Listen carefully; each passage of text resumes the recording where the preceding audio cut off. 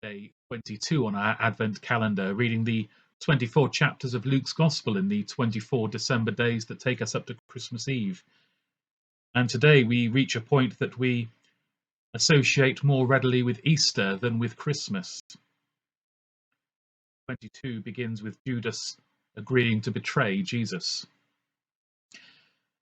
Now, the Feast of Unleavened Bread, called the Passover, was approaching, and the chief priests and the teachers of the law were looking for some way to get rid of Jesus, for they were afraid of the people.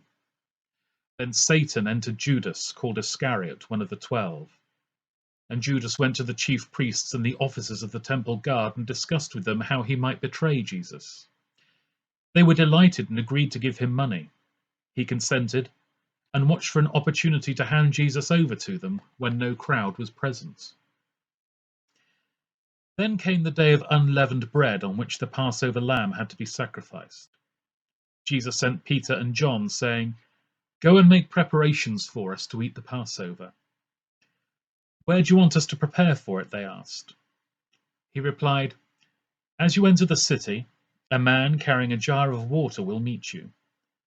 Follow him to the house that he enters and say to the owner of the house, 'The teacher asks, where is the guest room, where I may eat the Passover with my disciples?' He will show you a large upper room all furnished. Make preparations there." They left and found things just as Jesus had told them, so they prepared the Passover. The hour came, Jesus and his apostles reclined at the table, and he said to them, "I have eagerly desired to eat this Passover with you before I suffer. For I tell you, I will not eat it again until it finds fulfillment in the kingdom of God." After taking the cup, he gave thanks and said, "Take this and divide it among you. For I tell you, I will not drink again of the fruit of the vine until the kingdom of God comes."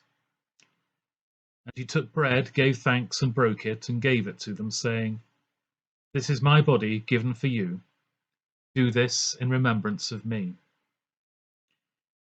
In the same way, after the supper, he took the cup, saying, "This cup is the new covenant in my blood, which is poured out for you. But the hand of him who is going to betray me is with mine on the table. The Son of Man will go as it has been decreed, but woe to that man who betrays him."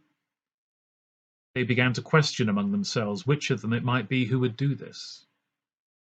Also, a dispute arose among them as to which of them was considered to be greatest.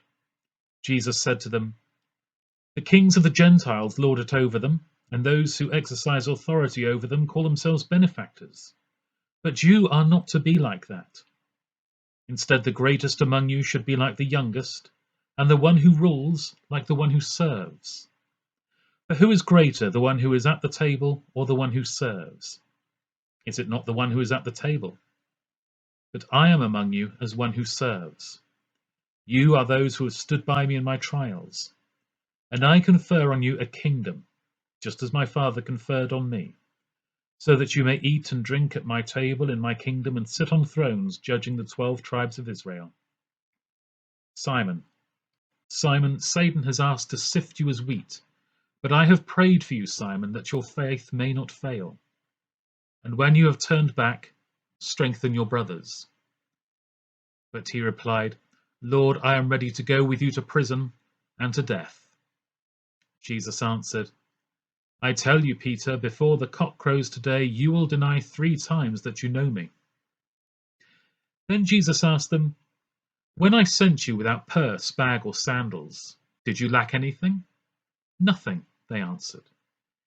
He said to them, "But now, if you have a purse, take it, and also a bag.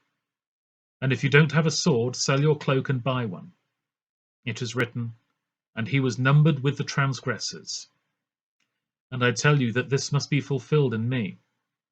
Yes, what is written about me is reaching its fulfillment." The disciples said, "See, Lord, here are 2 swords." "That is enough," he replied. Jesus went out as usual to the Mount of Olives, and his disciples followed him. On reaching the place, he said to them, "Pray that you will not fall into temptation." He withdrew about a stone's throw beyond them, knelt down and prayed, "Father, if you are willing, take this cup from me. Yet not my will, but yours be done."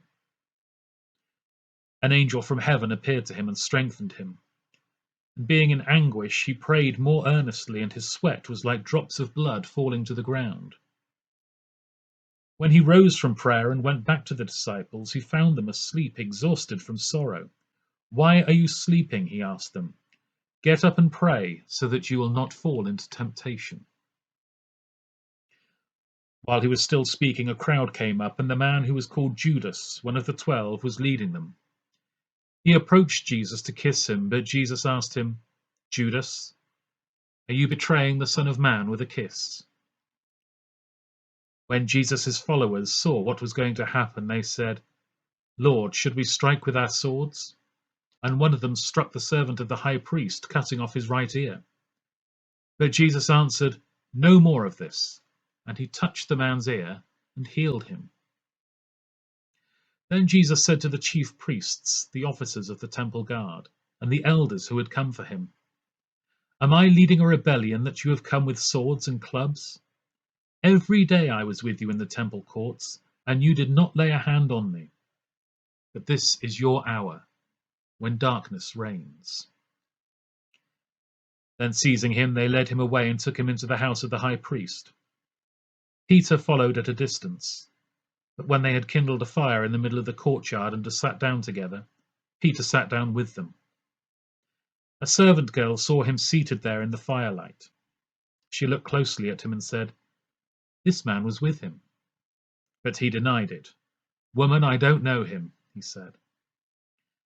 A little later, someone else saw him and said, "You are also one of them." "Man, I am not," Peter replied. About an hour later, another asserted, "Certainly this fellow was with him, for he is a Galilean."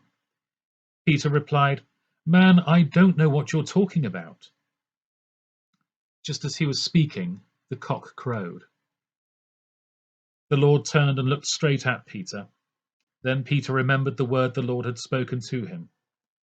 "Before the cock crows today, you will disown me 3 times." And he went outside and wept bitterly. The men who were guarding Jesus began mocking and beating him.